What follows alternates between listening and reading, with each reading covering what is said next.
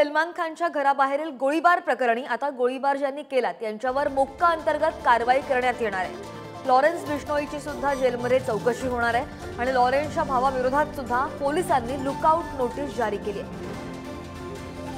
महत्त्वाची अपडेट आपण पाहतोय। काही दिवसांपूर्वी अभिनेता सलमान खानच्या घराबाहेर गोळीबार झाला होता आणि त्याच प्रकरणी गोळीबार करणाऱ्यांवर मोक्का अंतर्गत कारवाई करण्यात येणार आहे। अधिकची माहिती घेऊयात, आमचे प्रतिनिधी निखिल चव्हाण आपल्या सोबत आहेत। निखिल, तपास कुठपर्यंत आलाय? चौकशीची व्याप्ती कशी वाढते?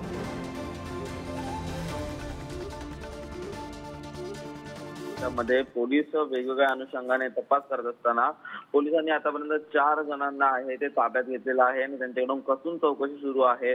परंतु आता मोक्का कायद्याअंतर्गत त्यांच्यावरती जी कारवाई आहे ती करण्यात आलेली आहे।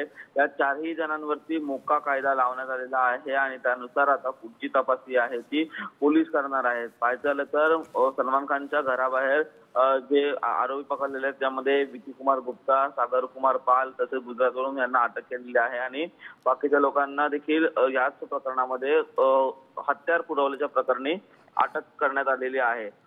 बाकीचा जो तपास आहे तो मुंबई पोलीस अन्य राज्यांमध्ये करत असताना Punjab connection, Delhi connection, Haryana connection हे देखील या संदर्भात पोलीस आहेत ते आता तपास करतायत। त्यामध्येच लुकआउट नोटीस देखील यांच्या अनमोल बिश्नोई यांच्या विरोधात जारी केलेली आहे आणि या संदर्भात आता पोलीस आहेत ती लॉरेन्स बिश्नोई याची जी चौकशी आहे ती देखील करणार आहेत। साबरमती जेलमध्ये आता लॉरेन्स बिश्नोई आहे सध्या आणि त्याची देखील चौकशी आता गुन्हे शाखेच्या माध्यमातून करण्यात येणार आहे। परंतु अनमोल बिश्नोई हा विदेशात असल्यामुळे त्याच्या विरोधात पोलिसांनी लुकआउट नोटीस आहे ती जारी केलेली आहे आणि त्या अंतर्गत आता पोलिसांचा तपास हा या सलमान खानच्या गोळीबार प्रकरणात पुढे सुरू झालेला आहे।